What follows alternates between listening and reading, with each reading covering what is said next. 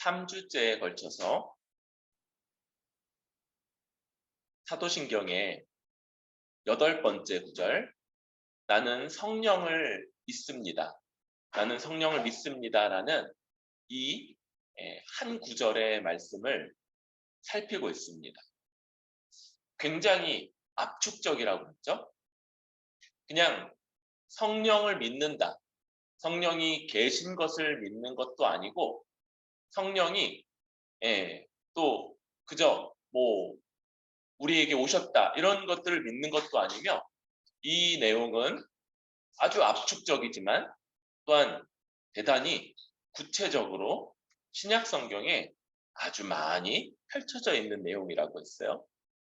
그럴 때 먼저 첫 번째로는 성령은 어떤 영향력이나 그저 에너지, 그래서 비인격적인 에너지, 그래서 인격적인 우리가 선택하고 판단하고 결정해서 우리가 원하는 데 투입할 수 있는 그런 에너지가 아니다. 그럼 성령은 어떤 분이시냐? 성령은 삼위 하나님과 동일 본질이라고 했죠. 동일 본질의 하나님이십니다. 이 반대, 이것과 논쟁했던 바가 유사 본질이죠. 하나님과 비슷한데 조금 못한 분이 아니고 동일 본질, 완전히 똑같은 하나님이십니다. 그래서 성부 하나님, 성자 예수님, 성령 하나님 세 분은 서로 이렇게 어깨 동무하실 수 있는 그런 동등한 분이다. 이렇게 말씀드렸어요.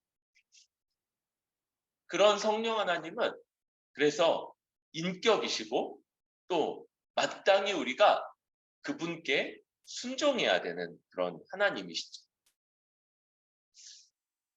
이 첫 시간에 이어서 우리 지난 시간에 그럼 성령님은 어떤 일을 하시냐? 그럴 때 투광 조명 사역을 하신다. 그랬어요.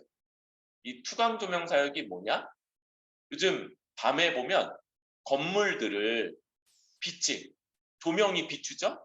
그런데 조명이 어디서 비추는지 잘 보이지 않고 그 비춰진 결과물, 그 건물만 아주 화려하고 더 으리으리하게 부각되는 이런 방식의 조명, 이걸 투광 조명이라고. 성령님이 하시는 일은 뭐냐? 자신은 드러내시지 않아요. 오히려 우리 주 예수 그리스도가 이루신 일을 부각시키고 믿도록 하시고 또 그 주님의 인격을 우리가 깊이 경험하게 하십니다. 그래서 이 신약 시대에 우리가 말씀을 통해서 우리 주 예수 그리스도를 깊이 알 때, 말씀을 통해 우리 주 예수님을 아주 깊이 경험하고 인격적으로 느끼며 그분이 우리를 가르치시고 교정하시고 때로는 책망하시는 것을 느낄 때 그 역사는 바로 성령님의 역사다 이렇게 말씀드렸습니다. 그리고 이 성령님은 우리에게 예수님이 이루신 모든 것을 적용하는데 먼저 영원한 것이죠. 그래서 죄와 의와 심판에 대해서 우리에게 이 모든 것들을 깨닫게 해주시죠. 뿐만 아니라 이 땅에서 우리를 인도하시는, 우리를 어떻게 지혜와 능력과 생명을 주셔서 이 땅, 이 척박한 세상 어느 한 명도 인스타그램에 속지 마세요. 어느 한 명도 힘들고 어렵지 않은 삶을 사는 사람이 없는 이때에 이 땅에서 지혜, 그래서 무엇이 이 복잡하고 혼란한 세상에서 무엇이 합당하고 무엇이 가장 선한 길이냐, 우리 삶을 내어서 추구할 만한 길인가를 알게 하시고 그리고 능력, 그 길을 온갖 방해와 온갖 험난한 것들 또는 여러 유혹과 심지어는 비방이나 대적에도 불구하고 끝까지 그 길을 걸어갈 수 있는 능력을 주시며 그때 원래 그렇게 막 비방을 듣고 그런 어려운 길을 걸으면 지치고 낙심하는데 놀랍게도 이 성령의 인도하신 가운데서는 우리 안에 생명이, 그래서 정말 사는 것 같다. 정말 후회스럽지 않다. 그렇게 느끼며 살게끔 하시고 또 우리 곁에 있는 다른 사람들에게까지 번져가는 이 하늘의 생명, 우리 주 예수 그리스도의 부활 생명을 가지고 살아가게 하신다. 여기까지가 바로 지난주에 나누었던 내용입니다. 오늘 우리가 다룰 내용, 우리가 나누게 될 내용을 먼저 한마디로 얘기하자면 성령을 따르라 라는 이야기. 성령을 따르라. 성령이요, 성령 하나님이 우리를 인도하시고요. 그분의 인도하심은 하나님의 인도하심으로 아주 철저하고 온전한 인도하심. 그러면서도 동시에 성령님은 인격적인 방식으로 인도하십니다. 그래서 우리를 설득하시고 이해시키시고 결단케 하시고 그래서 추구하게 하시고 어찌 보면 우리 혹은 불신자들까지도 뭔가를 결정하는 그런 방식과 아주 유사하게 우리 안에서 역사하셔서 우리의 인격 속에서 이해, 설득, 결정, 그리고 그래서 어떤 일들을 수고하고 헌신하는 이런 방식, 우리 안 믿을 때도 그렇게 살았어요. 잘 몰랐지만 이렇게 구체적으로 인식하지 못했을지라도 안 믿을 때도 그렇게 살았다고. 뭔가를 할 때 이게 맞구나 혹은 이게 좋구나 라는 걸 이해했고요. 그럼 그걸 해야지, 저걸 이루어야지 이렇게 결정했으며 그리고는 거기에 헌신했다. 그래서 어떤 사람은 시험 패스를 위해서 하루에 몇 시간밖에 안 자고 그렇게 수고스럽게 공부를 하기도 하고, 어떤 사람은 몸을 위해서 많은 시간을 들여서 어려움을 무릅쓰고 견디기도, 그리고 몸을 가꾸기도 하는 거죠. 성령이 이런 방식으로 우리를 인도하시기 때문에 오늘의 권면의 핵심은 성령을 따르라 라는 이 명령이라고 할 수 있습니다. 그런데 오늘 우리가 읽은 이 갈라디아서 말씀은요, 기본적으로 사도 바울과 그 당시 있었던 하나의 아주 중대한 논쟁 하나를 기초로 하고 있습니다. 예수 그리스도를 믿어 성령을 받아 살아가는 것만으로 충분하냐? 아니면 율법도 스스로 지켜야 하느냐? 이게 그냥 이렇게 표현하면 단순한 것 같은데요. 사실은 우리 인간 본성과도 얽혀 있고 유대의 문화와도 얽혀서 굉장히 뿌리 깊은 그런 논쟁이죠. 뿌리 깊다 그러니까 뭔가 좀 익숙하긴 한데, 그런데 굉장히 오래된 논쟁이면서 사실은 현재까지 그대로 영향을 미치고 있는 그런 논쟁이라고 할 수 있습니다. 오늘 그 내용을 다 다루면 오늘 성령님, 안 그래도 지금 내가 성령을 믿습니다 이걸로 3주 했는데 한 달 정도 더 해야 될 수 있어서 그 내용은 다루지 못했는데 이제 그 내용이 맞춰졌어요.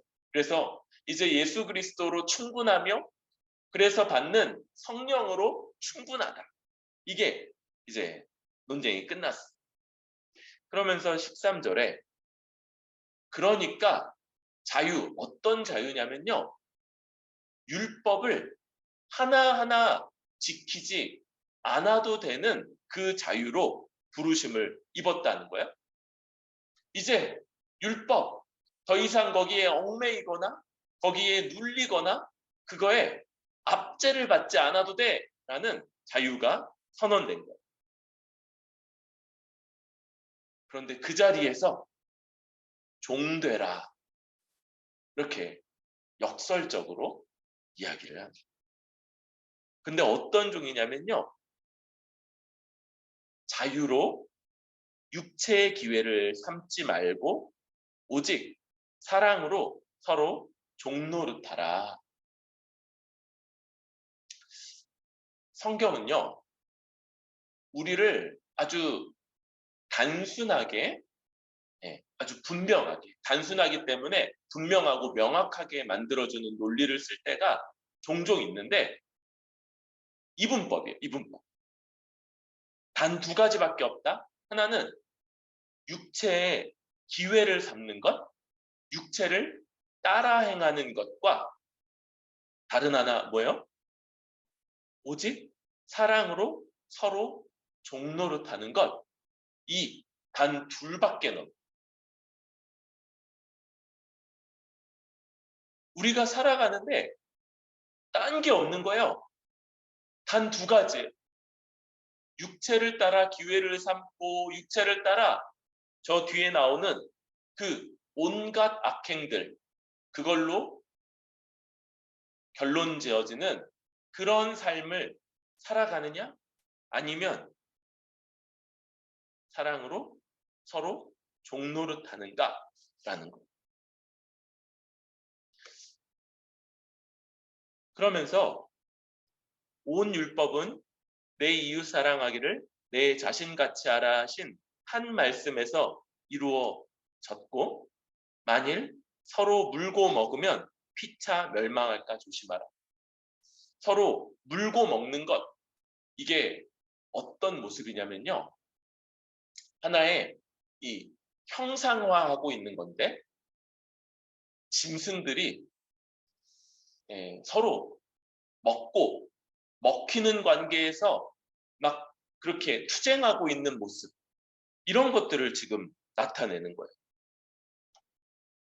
그러니까 여러분 육체의 기회를 삼는 삶 아무리 고상하게 묘사하고 미화시키고 그럴지라도 그 삶은요 사실은 우리 하나님의 형상으로 지음받은 인간의 마땅한 삶이 아니고 그냥 본능을 따르는 짐승과 같은 그런 삶이고 그 결과는 뭐라고요? 피차 멸망. 하나님의 진노 가운데 멸망하는 그런 삶이다라고 말하고 있는 거예요. 그러니까 이제 율법을 지킬 수 없는 율법 아래서 종에서부터 벗어난 우리는 이제 사랑으로 서로 종노릇하는 삶. 종이니까 어떤 거예요? 자기를 다른 사람들의 필요를 위해서 내어주는 삶. 다른 사람들을 더 채우고 다른 사람들을 더 온전하게. 이 다른 사람이라는 건 바로 내가 아닌 다른 존재죠. 날 만족시키고 나의 유익을 위하고 나를 기쁘게 하는 이런 것과 대조돼서 다른 사람을 더 회복시키고 다른 사람의 부족함을 나로 나의 수고로 채우고 그리고 그가 더 복되게 살아갈 수 있도록 돌보는 삶. 그게 종노릇인 거예요. 종노릇. 그래서 뭐 노비 문서 쓰고 뭐 어디다가 뭐 노비 뭐 이런 문신 찍고 뭐 이런 게 아니고 그렇게 살아가는 삶. 더 나아가서 그 동기와 목적이 어떤 거예요? 사랑인 거예요. 사랑. 여러분 이 조선시대 우리 사극도 많은데 조선시대 종들이 이런 거 엄청 잘했어요. 그런데 왜 해요? 안 하면 밥 안 주니까.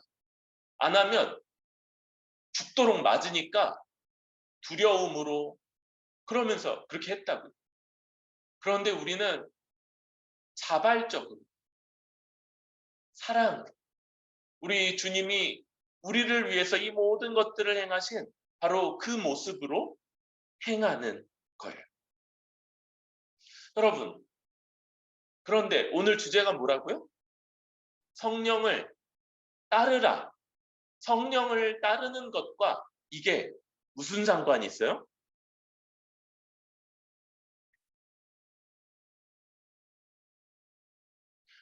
우리가 지금 나의 유익을 위하고 나를 위해서 살아가는 삶은 저 육식 동물이 자기 배를 채우기 위해서 뭘 쫓고 먹고 반대로 저 딴 쪽은 먹히지 않기 위해서 또 이를 드러내고 으르렁거리면서 서로 물고 먹으려고 하는 저 동물 같은 삶이 나의 유익을 위하고 나만을 채우고 나만을 만족시키기 위해서 살아가는 그 삶이고 짐승 같은 삶. 하나님이 자기 형상으로 지으셔서 더군다나 구원하시며 우리 주 예수 그리스도 안에서 자기 자녀 삼으셔서 살도록 하시는 마땅한 삶이 다른 사람들을 위해서 나를 내어주는 삶이고 그 동기까지 사랑을. 이 말하기 되게 어려운 거죠. 사랑은. 사랑 누가 말했나 이런 최신곡도 있는데 이런 말하기 되게 어려워요. 그런데 이 사랑을 이렇게 묘사할 때 바로 하나님이 자기 가장 소중한 아들을 우리를 위해 내어주시는 것처럼 또 예수님이 자기의 생명까지도 마다하지 않으시고 우리의 모든 죄의 짐을 대신 지시는 것처럼 이게 그 말하기 어려운 사랑의 가장 성경적인, 가장 신약적인 묘사인 거죠. 하나님처럼 예수님처럼 우리도 종노릇하는 것 이게 우리의 삶이라는 거예요. 그런데 깨달아요. 내가 짐승같이 살았구나. 난 참 짐승처럼 살았구나. 요즘 유행하는 노래들 요즘에 범위가 좀 넓어요. 제가 그런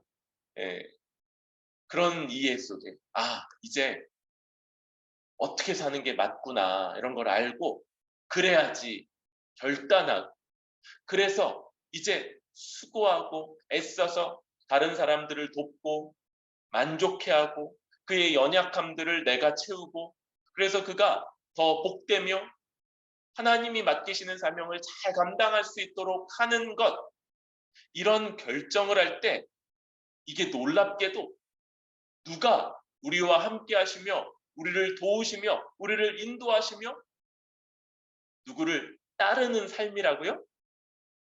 성령이라는 거예요. 성령이 내 귓가에서 그거는 짐승처럼 사는 거야? 이게 하나님처럼 사랑하는 거야 라고 이런 목소리가 들리지 않는 게 정상적이에요. 그런 소리가 들리면 약간 이비인후과 좀 가보셔야 되는 거예요. 먼저 이상이 있지는 않은지 그리고 이제 이상이 없으면 이제 다음은 정신과. 성령께서 우리의 인격 속에서 우리를 깨우치시고 이해하도록 하시고 설득하시며 그래서 결정하고 의지적으로 행하게 하실 때 이게 성령을 따르는 길이라. 우리가 분명하게 기억해야 될 것, 여러분 짐승처럼 살지 맙시다. 그 미화된 짐승, 요즘 뭐 강아지, 뭐 미용 이런 것도 많은데 예쁘게 깎아놔도 강아지 뭐예요? 강하지. 여러분, 결국은 자기만을 채우고 자기의 욕망을 채우고 자기의 욕심을 채우고 그를 위해서 다른 사람들을 얼마든지 저, 예, 저 짐승처럼 물고 먹는, 그래서 멸망해 가는 사람들의 모습, 그게 진짜 짐승 같다 여겨야지. 너무 매력적이야. 나도 저렇게 살아야지. 너무 멋져. 여러분, 이러면요, 우리 처음부터 다시 해야 돼. 처음부터. 그리고 기도하세요. 오래 살 수 있게. 너무 빨리 멸망에 이르지 않도록 기도해야 돼요. 오래 살아서 좀 근본적으로 돌이킬 기회를 다시 얻었어요. 여러분, 여기서부터 성령의 역사가 시작하는 거예요. 이 성령이 우리 가운데 탁 오실 때 이 불신자들은 갖지 못했던 이 감각, 선과 악에 대한 감각, 수치스러움과 영광스러움에 대한 감각,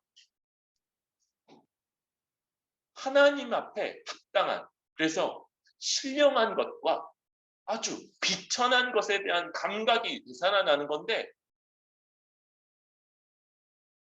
저런 삶을 당연하게 여기고 아주 괜찮게 여기고 그게 매력적으로 여긴다면, 여러분, 그게 죄의 종되어서 아주 비천하게 살아갔던, 짐승처럼 살아가던 삶이고 필연적으로 멸망에 이르는, 멸망을 향해 가는 KTX 같은 그런 삶이었는데, 우리가 그게 그런 삶인 걸 깨닫고 거기서 내렸다는 것, 더 이상 그 길에 서지 않는다는 것, 이게 기본적으로 성령의 인도함 받는 삶이라는 걸 기억하고, 그 삶을 정말 내가 어떻게 저렇게 살았었지? 내가 어떻게 그게 그렇게 좋아 보였었지? 진짜. 그러면 이제 이렇게 이런데 머리 박고 정말 그런 거 있잖아. 돌아보면 막 그 오글거리는 이런 거. 부끄러워. 이런 거. 이런 기본적인 감각 속에서 따라 살아갈 수 있도록 더 나아가야 될 것 같아요.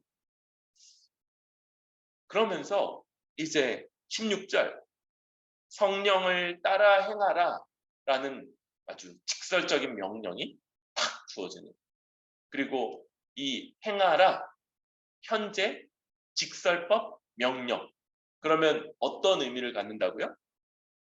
그쵸, 반복, 계속의 의미를 갖는 거예요. 그러니까 한 번 따라 행하고 됐어가 아니고,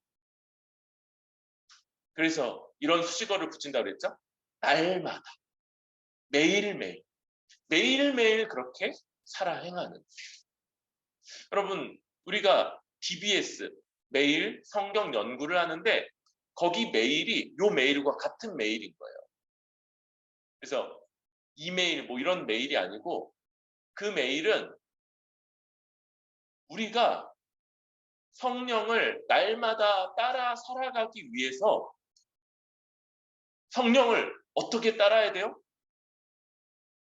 성령이 우리를 설득하실 수 있도록, 우리의 인격을 근본에서부터, 인격의 시작은 원래 지식, 이해, 설명, 설득 이런 것에서부터, 그래서 우리 결심하고 의지적으로 행하고 이런 일들이 후에 벌어지는 거니까, 성령이 우리 인격을 만지시도록 우리가 그렇게 말씀하세요. 이것도 그냥 아주 피상적으로, 정말 수박 겉을 핥는 것처럼 성경은 그래도 되게 달긴 하거든요. 설탕 뿌려놓은 수박 겉, 뭐 이런 것처럼. 그런데 여러분 그 정도에서 만족하면 안 돼요. 이 성경이 우리를 이해시키고 깨우치고 제일 확실하게 느껴지는 건요. 성령이 성경을 통해서 나를 책망하는 것까지 깨달을 이런 것들이 주님 앞에서 정말 말씀을 배우는 자, 진지하게 말씀 앞에 선 자, 그게 연구라고 그랬죠? 진지하게 말씀 앞에 서는 그런 결과물. 그래서 우리 그 현대 포스트 모더니즘 독서법에서는 독자가 이 글을 지배한다고 그렇게 바라보잖아요. 그런데 여러분, 우리는 그렇지 않은 거예요. 여기에는 아주 한계가 많아요. 이런 이야기들은.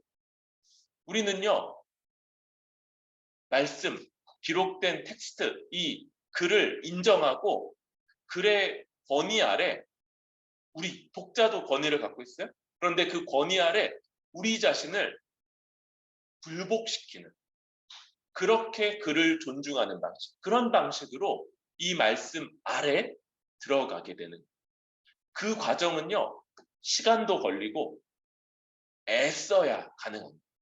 그러지 않으면 피상적으로 읽고 그리고 그냥 내가 아는 바, 내가 원래 이해하는 바, 원래 나로 그 말씀을 그냥 재단하게 돼요.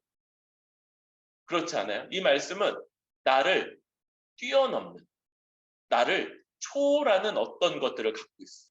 그래서 이 말씀을 내가 존중하며 그 말씀 앞에 내려갔을 때 지금 나를 한 차원 뛰어넘게 되는 어떤 방식으로요? 말씀이 나를 이해시키고 깨닫게 하고 또 어떤 부분에서는 나의 죄, 나의 잘못을 책망하는 것을 경험함으로써 그런 일들이 이루어지는 것, 그게 우리의 매일 성경 연구다. 성령을 따라 행하기 위해서 우리가 그렇게 하는 거예요. 그런데 성령을 따라 행하라 할 때 많은 오해가 하나 있어요.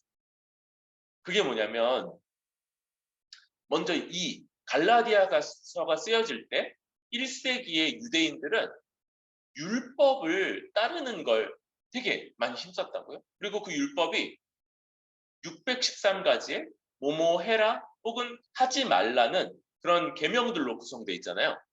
그러니까 이거 어떤 것 하고 어떤 것 안 하고 자꾸 이런 걸 먼저 생각하는 게 이 사람들의 방식이었던 거예요. 그러니까 성령을 따라 행하라 그러면 이 사람들은 이제 뭘 기대하냐면 그러면 사도 바울 선생님이 우리에게 지켜야 될 것, 예를 들면 10가지와 또 하지 말아야 될 것 10가지를 얘기해 주실까? 이렇게 생각을 할 수 있는. 내가 일주일이 7일인데 그래도 사람은 어떤 한계가 있으니까 일주일에 5번은 TBS 책을 펴서 말씀을 봤으면 합격, 4번은 불합격, 4번 이하는 불합격. 이런 것들을 얘기해 주기를 지금 기대할 줄. 그런데 뭐라고요? 그건 이전 시대에 율법 아래 있을 때의 삶의 방식이었던. 이제 성령을 따르는 삶의 방식은요, 훨씬 더 큰 자유가 있어요. 훨씬 더 큰 자유로 사랑으로 종노릇 할 수 있는 이 큰 자유를 가지고. 그래서 어떤 부분에서는 더 어려울 수 있어요. 오늘날 이제 제가 이 교육에 있어서 약간 좀 불만스러워하는 이 제도권 교육에 있어서 그걸 무시하거나 부정하지 않지만 그러나 약간 불만스러워하는 것 어떤 것들은 아이들에게 과도한 자유를 주는 거예요. 그런데 아이들 때는 그냥 방향과 자유만 주는 것으로 불충분해요. 아이들에게는 구체적으로 이렇게 명시적인 그런 것들을 줘야 되는 게 있어요. 이게 이제 더 커갈수록 의도와 목적과 이걸로 설득하고 그리고 자유를 주는 방식으로 가야지 되고 어린아이 때는 이제 규정들이 필요한 거죠. 그런데 이제 모든 규정들을 다 억압으로 이렇게 받게끔 하는 이런 방식의 교육들이나 이해는 되게 잘못돼요. 그래서 요 약간 나간 얘기고요. 그래서 우리도 이제 우리는 반대죠. 우리는 이 온전한 자유 가운데 몇 가지 규정들을 지키고 또 몇 가지를 안 하고 이런 방식으로 성령을 따르지 않는다는. 그래서 지금 얘기하는 그 바는 육체의 욕심, 육체의 소욕 이런 것들을 지금 제기하고 있습니다.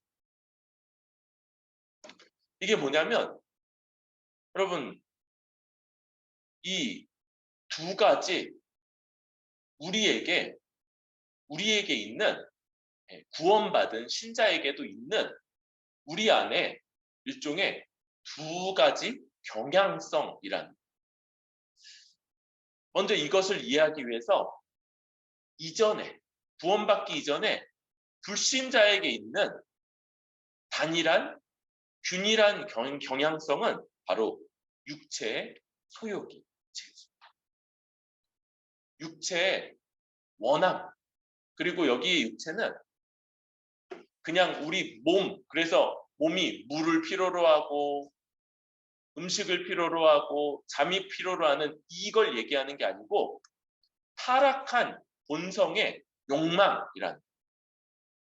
타락한 본성이어서요. 그가 원하는 것 이게 아주 왜곡돼 있어. 그래서 그 원함을 따라 살아가면 사람이요 하나님을 대적하고 다른 사람들을 아까 물고 먹는 저렇게 짐승처럼 다른 사람들을 도구화하고 결국은 멸망을 향해 치달아가는 이런 삶을 살게 되는. 그래서 이런 사람 옆에 있으면요 비참해져. 이런 사람과 함께 있으면 자기도 이 사람 본인도 비참하고 주변에 있는 사람도 아주 비참해지는 이런 특징을 가지는 인생인 거죠. 그래서 멸망은 마지막 종착점만이 아니고 계속 우리가 타면 밥이 타면 나중에 시꺼먼 쇳덩이 같이 된 이 밥을 나중에 보지만 그 전에도 탄내가 막 나잖아요. 어디서 나지? 어디서 나지? 그러다가 이제 뒤늦게 발견하면 밥이 시꺼멓게 타 있는 이런. 물론 이제 누룽지는 좀 고소하고 맛있기도 하지만 그 까맣게 탄 그래서 이렇게 그릇에 늘어붙어서 닦이지도 않는 그런 것. 그 전에도 탄내가 나는 것처럼 이런 삶은 멸망의 냄새를 풍기는 멸망의 냄새. 그래서 그 사람 자신에게도 아주 그냥 별로 매력적이지 않아요. 그 사람도 별로 가까이 하고 싶지 않고 그 사람 가까이 있는 사람, 가족, 부모, 자녀, 친구 이런 사람들도 다 그 영향으로 같이 아주 피폐해지는 이런 모습. 그런데 성령께서 우리를 구원하시고 그래서 우리와 함께 하실 때 이제 어떤 일이 벌어지냐면요.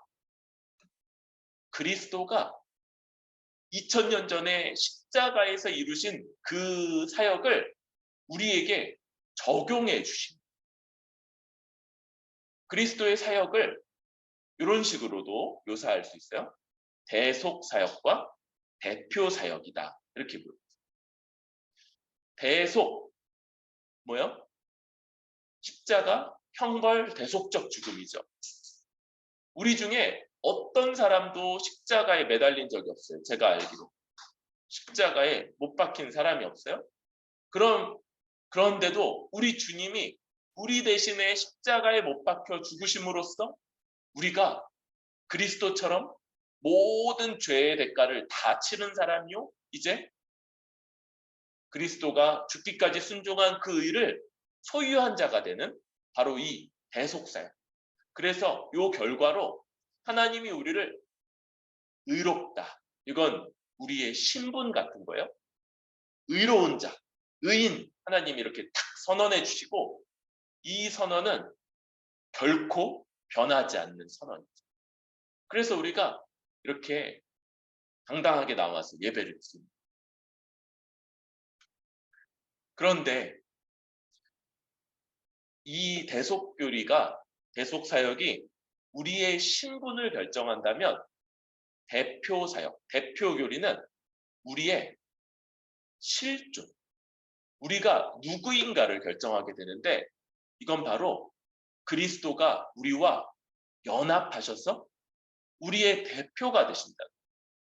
여러분, 대표에게 일어난 일은요, 그가 대표하고 있는 모든 사람들에게 일어난 일이다. 먼저 아담이 범죄했을 때 아담이 대표자였던 그에게 속했던 전 인류가 다 하나님을 대적한 죄인이 된 것처럼 그리스도가 우리의 대표가 되실 때 이제 그리스도에게 일어난 일이 우리 모두에게 참이 됩니다. 여러분, 원래 죄의 종이다 이런 것들은요 언약적 개념을 갖고 있다고 그랬어요. 우리 결혼학교 할 때 이 얘기 많이 했었죠. 결혼도 언약적 개념을 갖죠. 그래서 언약이다 이런 얘기가 들어가면 이건 그냥 계약서 쪼가리, 에이 내가 계약금 몇 푼 물지 뭐 그러면서 파기할 수 있는 이런 성질의 것이 아닙니다. 이건 뭐가 걸린다고요? 생명, 목숨 거는 거예요. 목숨 거는 계약. 지금 둘도 목숨 건 계약인 거예요. 그래서 목숨을 거는 계약이 됩니다. 죄의 종이다 할 때도 다 이런 죄 아래 우리가 한 번 죄 지으면 죄의 종이 되고 죄의 노예가 되는데 이것도 언제까지? 죽을 때까지. 죽을 때까지 그 노예로 살아가는. 그런데 우리가 한 번도 죽어본 적이 없는데 그리스도가 우리의 대표가 되실 때 그에게 벌어졌던 일, 십자가에서 죽으시고 그리고 부활하신 일이 우리에게 우리의 실존이 됩니다. 그래서 어떻게 된다고요? 예수를 믿을 때 우리는 원래 죽을 때까지 죄의 종이어야 되는데 그리스도의 십자가 죽음이 우리 것이 되어서 죄에서 벗어나는 일이 벌어지고요. 동시에 이제 부활하여 하나님 앞에서 살아가는 삶. 그래서 하나님의 종 그리고 하나님의 종이 표현되는 방식 다른 사람들의 종으로서 그리스도처럼 그리스도와 유사하게 유사하다는 건 약간 부족한 말이에요. 그리스도와 점점 더 닮아가서 아주 유사하도록 그렇게 닮게 되는 일이 우리에게 벌어지는 것. 이게 성령이 그리스도의 영으로서 우리에게 오실 때 벌어지는 일. 먼저는 우리 신분이 하나님 앞에서 의인으로, 죄인에서 의인으로 변화되고요. 그리고 이제 그리스도가 우리를 대표하셨어요. 그리스도에게 벌어진 일로 인해 죄의 종됨에서 죽어서 벗어나고요. 이제 새 생명을 가지고 의의 종, 하나님의 종, 서로 종으로서 살아갈 수 있는 그런 삶이 되는 거예요. 그런데 우리 이 구원받은 자의 삶의 복잡함은요. 어디서부터 오냐면 우리 이 구원이 아직은 완성에 이르지 않았다. 구원은 성취가 됐어요. 놀랍게 성취됐어요. 그런데 과정이 있고 아직 완성에 이르지 않아요. 그리고 이 과정 중에는요. 앞에 얘기했던 육체의 소욕이 완전히 사라지지 않는 가운데 동시에 성령으로 인해서 그리스도와 연합하여서 우리에게 만들어지는 새로운 지위와 새로운 신분과 또 새로운 실존이 동시에 존재하게 되는 그런 일이 벌어집니다. 이 전자는요, 이 육체의 소욕은 좀비하고 비슷하죠? 죽어서 벗어났는데도 아직도 우리에게 자꾸 살아나서 슬금슬금 우리를 여기로 끌어가려고 그러는 그런 영향이 있는 거예요.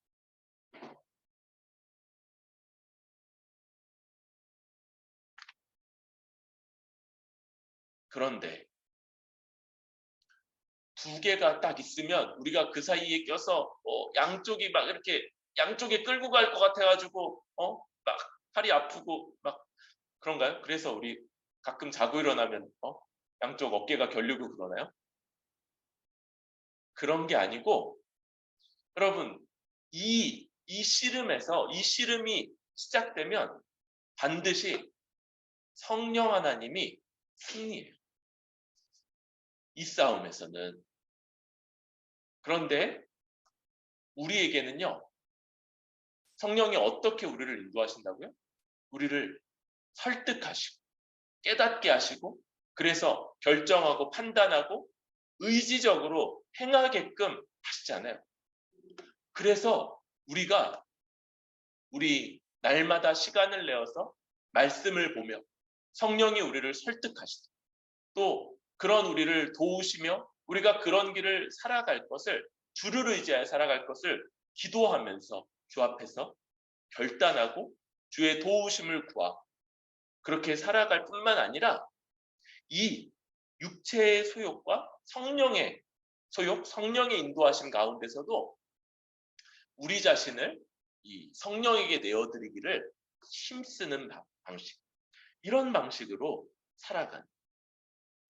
그래서 육체의 소욕은 성령을 거스르고 성령은 육체를 거스르면서 서로 대적하고 우리가 그냥 우리 원하는 대로 살지 않도록 그렇게 하는.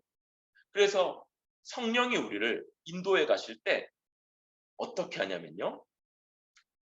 굉장히 자유롭다고 그랬죠?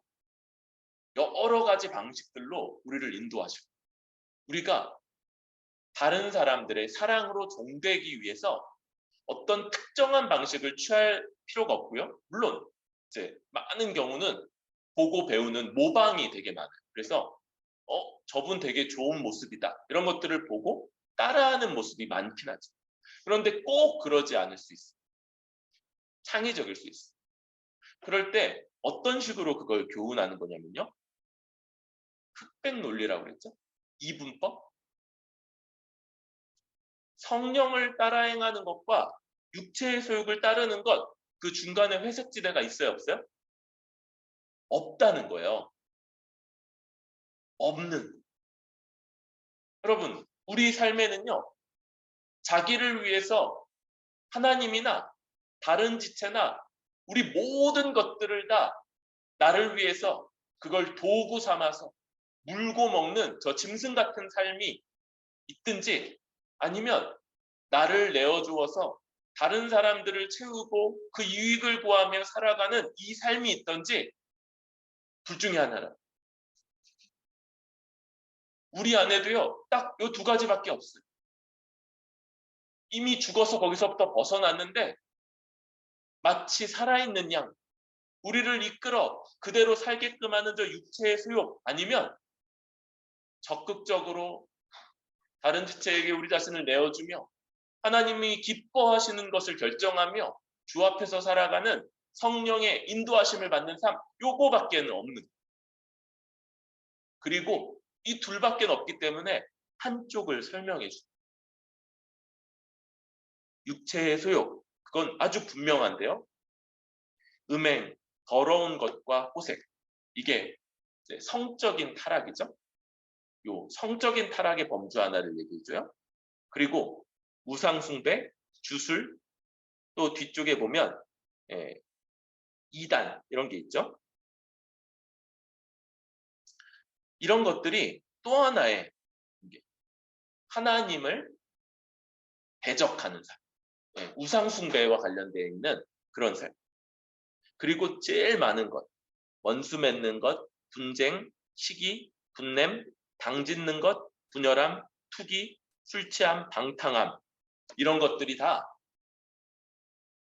다른 사람들과의 관계 속에서 타락하는, 그래서 다른 사람들을 대적하고 물고 먹으며 그렇게 살아가는 삶, 요게 육체의 일인 거예요. 그래서 이것은 이 땅의 아주 삶의 방식인 음란함, 또 하나님을 따라 하나님을 대적하며 살아가는 이 우상숭배, 그리고 모두 대부분의 것들이 다른 사람들을 합당하게 관계 맺지 아니하고 그들과 다투고 대적하고 시기하고 질투하며 그렇게 살아가는 삶, 이렇게 규정됩니다. 그리고 아까 멸망과 똑같은 표현을 다른 말로, 이런 일을 하는 자들은 하나님 나라를 유업으로 받지 못할 것이요. 이 멸망하고 똑같은 말이에요. 하나님 나라와 지옥 그 중간도 없는 것처럼 이 지옥에서 영원토록 멸망하며 고통받는 삶이다라는 걸 이렇게 표현하고 있습니다. 이게 아주 이 성령을 따르는 삶에 반대되는 삶입니다.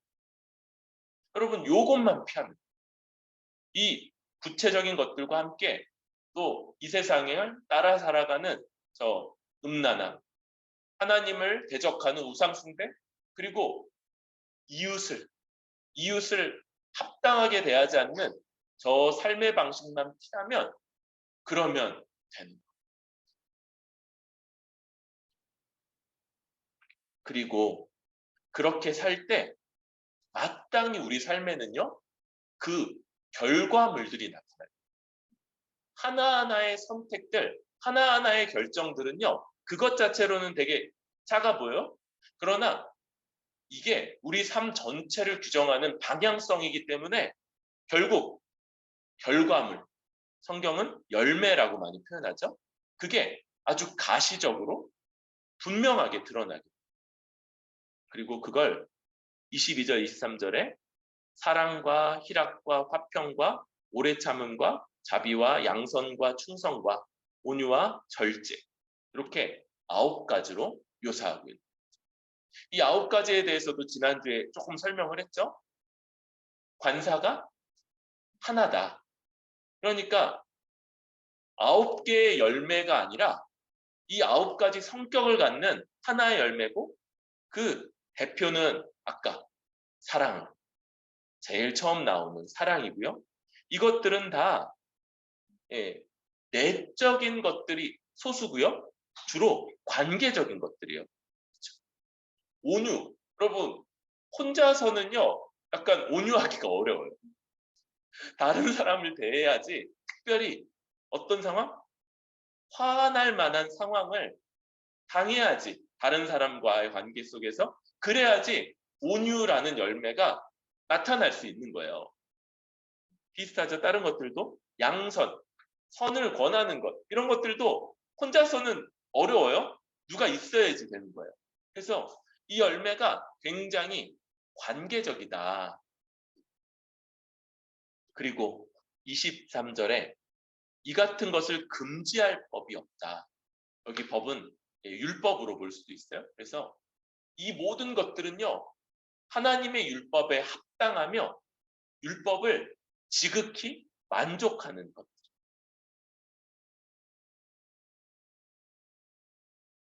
또 이런 삶을 살아갈 수 있는 이유, 우리 24절 한번 같이 읽을까요? 시작. 그리스도 예수의 사람들은 육체와 함께 그 정욕과 탐심을 십자가에 못 박았느니라. 이것밖에 없었던 우리였는데, 정욕과 탐심에 노예돼서 살아갈 수밖에 없었던 우리였는데, 그리스도가 우리의 대표 되심으로 우리는 그리스도와 함께 죽은 자가 되어서 여기서 벗어났다고 그랬죠. 그래서 이런 것들에 대해서 우리가 자꾸 죽이는 게, 이미 죽였고, 그리고 이것은 그리스도 안에서 단번에 벌어진 일은 지속적이고 반복적으로 되살아나야 된다 그랬죠. 그래서 날마다 이 정욕과 탐심은 난 그리스도와 함께 죽었어. 더 이상 나를 지배할 수 없어. 라고 고백하고 그리고 이제 나는 그리스도와 함께 새 생명으로 살아가는 삶. 그리고 성령을 따라 그렇게 살아가기를 택하는 것 그게 우리의 삶이고 우리의 인식이라고 할 수 있습니다. 시간이 많이 갔는데 이제 마지막 한 가지를 덧붙이려고. 여러분 이런 삶이요. 이런 삶을 살아갈 때 하나님은요. 우리를 되게 잘 아세요.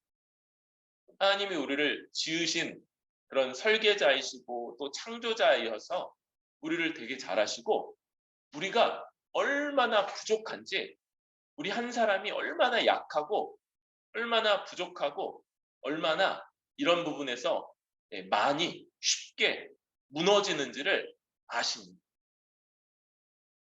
그래서 혼자 살도록 하지 않으시고 함께 살게 하세요. 지금 결혼 얘기를 하는 건 아니에요.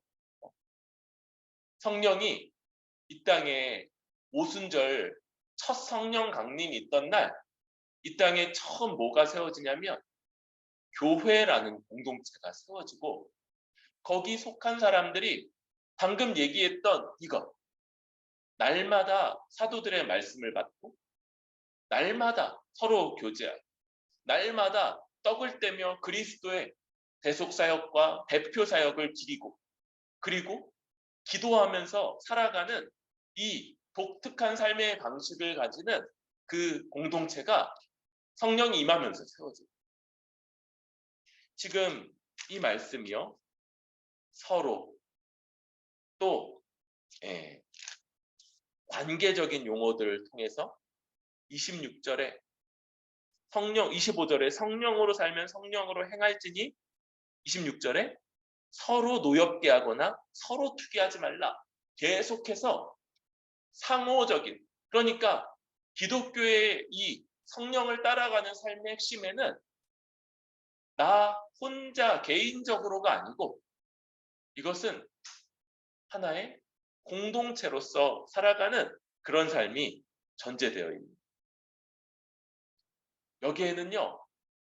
먼저는 우리가 그리스도를 닮아 성령을 쫓아 살아가는 삶이 다른 지체를 돌보는 삶이라는 지점이 있으면서 동시에 우리가 그런 삶을 살기 위해서 이 연약하고 한 사람으로 너무 쉽게 넘어지고 무너지는 그런 자로서 다른 사람들의 도움이 필요하다.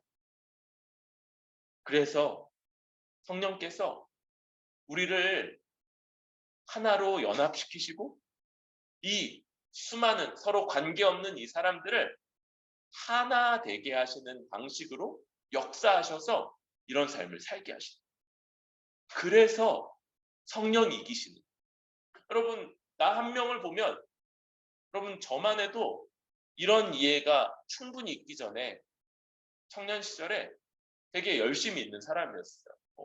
절 청년 때부터 많이 봐왔던 한 사람이 좀 알 거예요. 그렇죠? 그런데 그렇다고 잘 사냐? 아주 이렇게 열심은 있지만 그러나 많이 넘어지고 또 옆에 있는 사람들도 많이 상처를 주고 뭐 그런 좌충우돌하는 삶인 거죠. 그런데 그렇게 그냥 혼자서 살아가는 삶이라면 내가 정말 그렇게 살 수 있을까? 그런데 그러지 않아요. 성령이 나의 부족함을 종되어서 채워주는 사람들을 옆에 두심으로써 끝까지 갈 수 있게. 그래서 하나님이 우리에게 약속하시는 이 하나님 나라를 받아 완성된 하나님 나라를 누리기까지 끝까지 인도하시고 끝까지 따라갈 수 있게 하시는 이게 바로 우리 성령께서 우리를 함께하게 하셔서 살게 하시는 그런 인도하심. 여러분, 이 시대에 아주 개인주의, 그리고 많은 지점에서 이 개인주의는 이기주의를 정당화한다고 그랬죠? 그래서 이기주의, 아까 얘기했던 저 짐승처럼 살아가는 삶을 당연시하고 그게 옳다고 말하고 그렇게 살아가는 게 아주 좋다고 얘기해요. 그런데 그렇지 않아요. 음식만 해도 요즘 뭐 생활 방식이 많이 그래서 이제 혼자 먹는 그런 거 많은데 여러분 같이 먹어야 맛있어요. 같이 먹어야 그래서 많이 먹어요. 우리 주일에 식사 때 약간 식사량을 조절하기가 힘든데 그런 단점이 있지만 같이 먹어야 맛있고 같이 먹어야지 더 그래서 많이 먹어. 다이어트에는 좀 덜 좋긴 하겠네. 같이 먹게 맛있게 먹으면 0칼로리 이런 것도 있고. 아무튼 우리가 이 시대의 흐름들 이걸 분별하고 그 중에 거짓된 것 사탄이 하나님이 함께 살아가도록 하신 걸 깨트리고 망가뜨리고 무너뜨리려고 하는 시도들을 경계하고 대적하고 맞서면서 그게 옳지 않고 거짓되며 함께 살아가는 것이 하나님 앞에 합당한 길이라는 걸 기억하고 고백하고 그렇게 살아가는 우리들이 되길 바랍니다. 성령 하나님이 우리를 인도하세요. 우리는 그 인도를 적극적으로 우리 자신을 내어드려서 따라 살아가는 그런 사람들이 됩시다. 먼저는 날마다 성령이 우리를 설명하시고 이해시키시고 설득할 수 있도록 주의 말씀을 대하고 그냥 대충 수박 겉핥기식이 아니라 진지하게 거기 우리를 내어드려서 우리를 그 초월적인 우리 바깥에 우리가 미처 알지 못하고 미처 깨닫지 못하는 걸로 우리를 우리의 한계를 뛰어넘도록 하시는 그렇게 인도하시는 그 인도함을 받기 위해서 그리고 우리가 그런 자이고 예수 그리스도의 대표됨으로 죄에서 벗어나 하나님의 새로운 은혜 가운데 살아가는 자임을 고백하는 우리들 되도록 그렇게 기도하면서 그리고 이 결과물 바로 이제 너무 이 시간을 너무 오래만 가지면 안 돼요. 하루에 6시간 막 이렇게 말씀 보고 기도하고 그러면 좀 안 되는 면이 있어요. 왜냐하면 이제 그 인도하심의 방향성이 뭐라고요? 사랑으로 다른 지체 종되어 살아가야 되는데 그렇게 하루 6시간, 10시간 이렇게 말씀만 보고 기도만 하면 다른 지체들을 돌볼 시간이 없습니다. 다른 지체들에게 관심을 갖고 연락하고 돌보고 섬기는 방식으로 그렇게 살아가는 이렇게 성령을 따라 살아가는 뿌리 깊은 교회 모두 될 수 있기를 소망합니다.